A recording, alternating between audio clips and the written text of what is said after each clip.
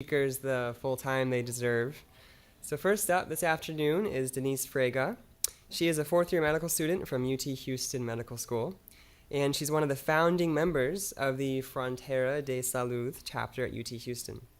She is currently completing a Master's of Public Affairs with a focus on international policy at the University of Texas at Austin, and is planning to pursue a residency in emergency medicine at the University of Maryland. Today, she will share more with us about the Medical Student Promotora Collaborative model for community-based preventative healthcare through the Frontera de Salud program. Okay, Denise.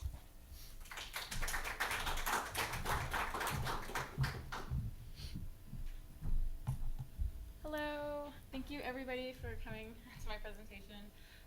So my name is Denise, I'm a medical student at UT Houston. And I wanted to tell you about Frontera de Salud, which is a project that we started. It's a student-led project, and I wanted to share with you our experiences, kind of why we decided to start this project, what our project looks like, and what are the things we've learned, the lessons learned, and kind of the challenges we've learned along the way.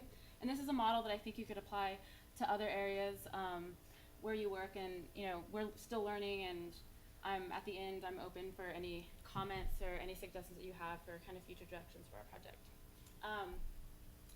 So to get started, so Frontera de Salud is a student-led border healthcare project.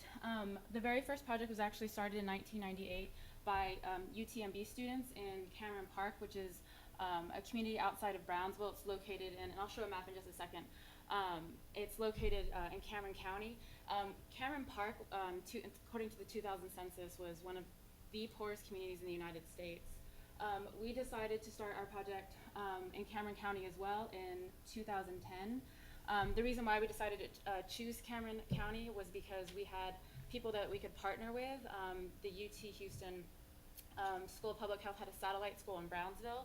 UT Houston also has a mobile clinic that moves around to different elementary schools, also in Cameron County, and we wanted to, if we were going to start a project with a community and have a partnership, we wanted to also have other community partners that we could work with since we're in Houston. So some of the objectives of our project was to address health issues in an underserved area, to provide medical students with a setting to apply the skills that they're learning in medical school, and a major part of our project is an experiential learning component, and actually just learning by seeing, by observing, and by actually delivering services.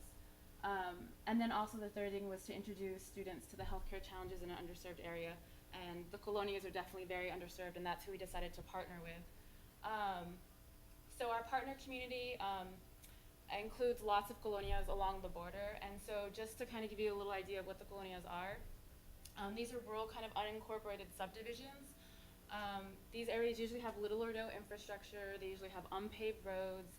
They usually lack any sewage, water, or electrical services, and kind of how they started. And Texas isn't the only state that has colonias. New Mexico, Arizona, California have them, but Texas actually has the largest majority of colonias.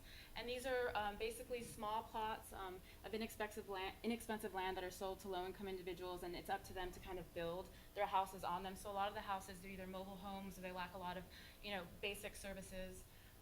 They're very poor communities, and the makeup of the population in the communities, they're predominantly Latino, they're Spanish-speaking, and about 64% of the population, they're U.S. citizens. So this is right here, so this is us. So we take the students down to our partner community down here. So this area is where we're working. This right here is Cameron County, and this is the little part of Cameron County where we work outside of Brownsville. And right here, this is the U.S. Mexico border, so we work pretty close to the border, and these are the different colonias that feed into the area where we work. So we base our project out of a community center called the Brownie Center. And there's a lot of healthcare challenges facing the colonias. In general, the border counties are medically underserved. There's a lack of primary healthcare providers. The residents specifically in the colonias have trouble accessing healthcare. They have difficulty traveling long distances because the roads are unpaved. I showed another photo right there that I didn't explain. It was a flooded road. That was during one of our very first trips, and it was during rainy season, and we had trouble actually getting to the communities that we were going to visit. So a lot of these people have to travel long ways to actually get to the nearest community health center. A lot of times they lack transportation or a driver's license or a way to actually get there. So sometimes even just traveling 5 miles or 7 miles when you have no car or any sort of public transportation that will go by and pick you up is a major obstacle. There's a lack of awareness when you're not connected to the city that's near you of any sort of health programs that are there or any sort of services available at the local community clinics. Most people have no insurance, and then because of all these issues, not knowing what you have, the problems that you have, a lot of their health problems go unreported, untreated, and then just in general, hypertension and diabetes are huge problems in the Latino communities and specifically in the colonias. So for all these reasons, we decided to partner with the Colonia, and we decided to also have other community partners to kind of help us since we're based in Houston. And one of the major cornerstones of our project is essentially working with a promotora, which is they're lay community health workers, but Texas has a state certification for them, so they actually go through 160 hours of training to become a certified promotora, and they're placed in certain areas to help to work with underserved areas. So that was one of the things that we wanted when we started our project. We chose to work in Cameron County. We went on a scouting trip and chose this specific area where we had community leaders who wanted to partner with medical students and who were willing to work with us. And we wanted to work in an area where there was actually a promotora to help us act as our ambassador, our liaison to the community, and kind of to help us work better with the community. And so some of the advantages of working with a promotora, that they are from the community, they actually work in there, that's where their offices are at, they're familiar with the target community that we're working with, they have a shared language and culture, and then they play multiple roles. Through the state training, they work as health educators, so they can do diabetes education if they get that training to do it. They also work as outreach workers, so a lot of times there's one promotora serving 2,000 people, and they actually canvass the community to tell them about any services that are available, and to connect them to healthcare services. And then of course they work as community advocates to voice the needs of the people that are in the community. So for all these reasons, we wanted to incorporate a promotora into our model. And so they're one of the major partners in our project. And so they essentially bridge this gap between the medical students that we're gonna go down and work in this community-based project and with the community, and help us to better connect them to some of the resources that were available in Brownsville. So our project, we take medical students down 4 times a year. And like I said, we partner with our promotora de salud. We have one that we work with. We take 10 students down to Brownsville per trip. 8 of them are medical students. 2 of them are Frontera leaders who are also medical students. And we pair up 4 clinical students with 4 basic science students. We give the students pre-trip training. We have kits that we assemble so that when they do the health screenings, they know everything that's in the kit. We have screening forms that we developed that we've constantly been editing due to student feedback, so we can collect information from the people that we screen. So we give all this pre-trip training to give them background on the colonias and kind of everything that we're doing. We work with local preceptors. So we work with, one of the federally qualified health centers that we work with, one of the OBGYNs out there comes and actually precepts on the weekends for students. So we go on these weekend trips down on Fridays, and then we work doing health screenings on Saturdays and Sundays. And then our other community partners is, in Cameron County, we partnered with the county commissioner, who helped build this area back here is the Brownie Community Center, which is the area where we hold some of our health screenings. She's the one who helped bring the funding to build that, so that some of the surrounding colonias could feed into that and kind of have an area where they could get resources. They have a WIC office there, and they also have a Head Start office there, and they also offer other services. So we also partnered with the Cameron County Health Department, who funds our promotora de salud. We also partnered with the Brownsville School of Public Health. They also do trainings for promotoras, and they also offer different modules for continuing education. So when you're a promotora and you get certified after 160 hours, to keep your certification, you still have to continue doing continuing education modules every year. So the Brownsville School of Public Health actually does that and provides those. And then we also partnered with the local federally qualified health centers. It's BCHC, the Brownsville Community Health Center, and Subclínica Familiar. And then we also partnered with other local nonprofits that are helping us to provide other services, depending on what the needs are of the community, and a lot of times the promotora is able to bring those up. We can then find other local partners that are able to deliver those things that we're not able to deliver. And so some of the things that we're doing are cooking and nutrition classes, and we work with these 2 groups called Agro Extension and Infant Nutrition to provide those services. And then other aspects of our project. So we provide these community health screenings. So we screen for hypertension, diabetes, and other chronic diseases. And here's, this is the Brownie Center, inside the Brownie Center. This is our Saturday morning screenings of the students. We break up into teams, and we do the screenings. They take about 20 minutes to go through the entire form to collect information. And these are the churches that we go to. Right here, these are on Sunday mornings. We collect information on these screening forms, basic information, blood pressure, BMI, glucose, and other self-reported conditions. And based off of BMI, we're also able to provide counseling and information on pre-diabetes, especially if we check their glucose and they fall within those ranges. Or if some people don't have diabetes and their glucose falls in a diabetic range, we're not diagnosing, but we're providing counseling on that. And those are people that we're referring to the community centers. So we provide them information in Spanish, handouts on hypertension, diabetes, and just nutrition. And then our promotora, part of our model is that our promotora actually, after we collect all this information, she follows up on everyone within a week to 2 weeks based off of the recommendations that we write. And our preceptor reviews all the recommendations that we write to make sure he's in agreement with everything. So it gives the students kind of an opportunity to go through this kind of modified history and review with the clients, and then our preceptors sign up on it. And then once they're in agreement, we go over them with the promotora, and she actually follows up and calls clients at home to remind them, like, hey, a week or 2 weeks ago you were here at the screening, this is kind of what we found, and to remind them about it, and to give them information on the local resources, so that they can go to either Su Clínica Familiar or BCHC for follow-ups. And if there's any sort of obstacles or barriers, if it's transportation or if it's money, that's something that the promotora is able to help with, because part of her training as a promotora is being very familiar with, what's on the $4 drug list, where can they go to get some other medications, what other programs are available to kind of help people connect them to resources. So when she's on the phone, she'll call back and do a lot of the follow-up calls to give them that information as well. So we do the screenings at the churches, like I had mentioned, the community center, and then we expanded our project to do home visits as well.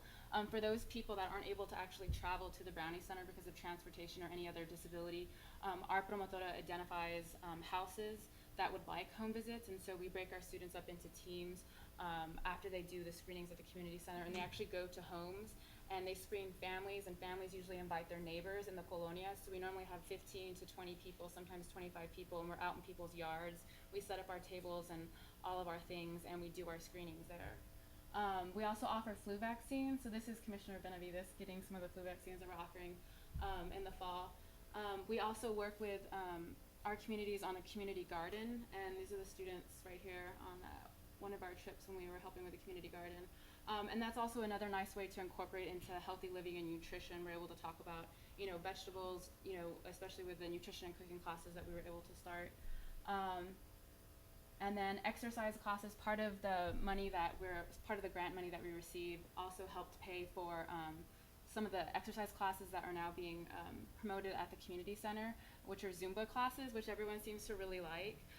So instead of just telling people, eat better, exercise, we're actually providing resources for the people in the community to use, which are cooking and nutrition classes, and also these Zumba classes. And they're also started a walking group along the walking trail that's very nearby the community. And kind of some of the results from our project. So we've taken 10 trips since 2010, since we started our project. We've had 80 students participate, which have been a combination of medical students, and we've also, on some of our trips, incorporated public health students as well to come with us. We've had lots of positive feedback. The students really enjoy the trips.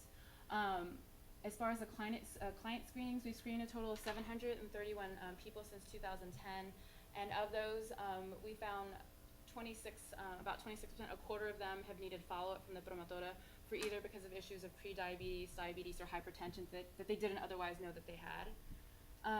And then other things that we've been able to incorporate, like I said, are the nutrition and cooking classes. And then we've had 4 classes so far with a total of 85 participants. So we've had about 20 people come to each of our classes, and they're offered a set of 4 to 5 per sessions. And then just in general, some of the challenges that we've had faced from the community side, we've had obviously language barriers. We don't require the students to know Spanish. Of course, it always helps, or medical Spanish, but since most of the clients that we do screen speak Spanish, language has definitely been a barrier. So what we've done is partnered with the local university with their pre-med office, and so pre-med students have come to work with the medical students to act as interpreters, which has been a really nice experience with the pre-med students as well, to be able to ask questions of the medical students, and then they help us as well. So it's been a really good experience for them as well. Trust building, it takes a while for a community once you're, as outsiders or foreigners, wherever you're at, whether you're in Kenya or in the United States. I think when you're foreigners and you're coming in to a community, building that rapport and that trust to know that you're going to come back and you're going to deliver on the promises that you're making to the community is really important, and the promotora definitely helps with that as well. Just communication with partners, because we're based in Houston and we're medical students and we take only 4 trips a year.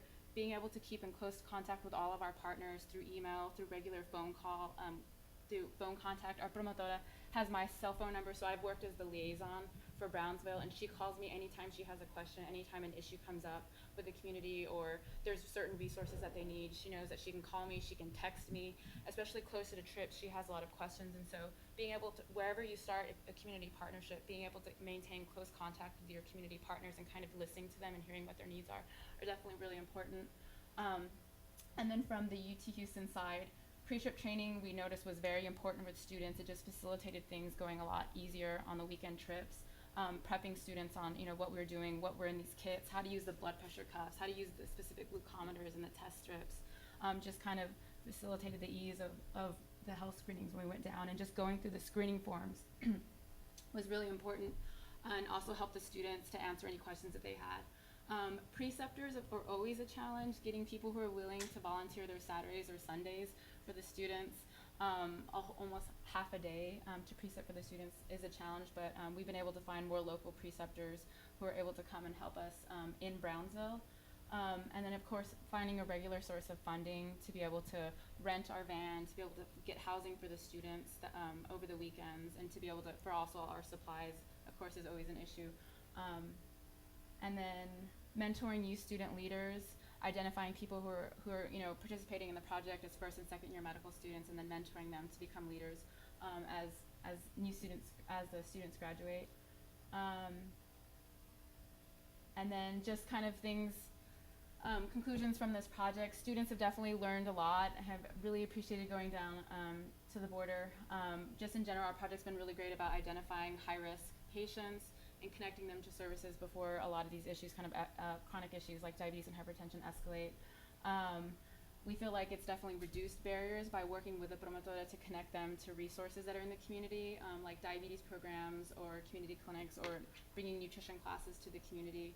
And just in general, Kirk Smith, which is one of the physicians at UTMB, he did a cost analysis study that showed that being able to identify people early on, especially those with pre-diabetes, has shown to reduce overall healthcare costs to the state. And just kind of our future directions in our project.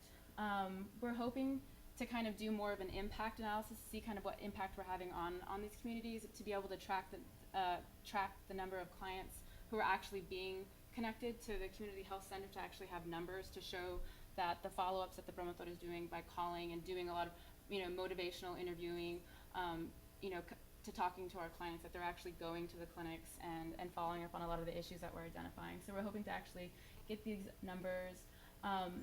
The School of Public Health is starting this program called DEEP, a diabetes education program, and that's, if they get the grant, it's going to start in May. So we're hoping that if we identify clients with pre-diabetes or diabetes, that we'll be able to plug them into this project. And it's essentially through the School of Public Health. It's a chronic care management program where they have teams that are assigned to patients that include a case manager and healthcare providers as well. So that's something possibly that we may be able to link our community into. And then just connecting our promotora to additional educational opportunities, because we want this project to be sustainable. We want our promotora to get as much continuing education as possible, so that she can learn. She can also do the cooking and education classes, and she can also provide, just improve some of the services that she's providing to the community. And then we're also hoping to expand the educational opportunities for the medical students, and hopefully get them more involved in some of the community clinics, BCHC or Su Clínica Familiar, and maybe find some way of getting them involved more, or working on projects on the weekends that we go down. And we just wanted to thank some of these people for making our project possible. And so this is Rosa, our promotora, and this is Commissioner Benavides right now. And they're the ones that we work with. And that's it.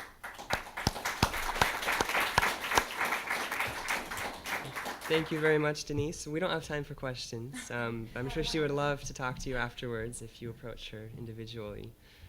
Let me set up the next program.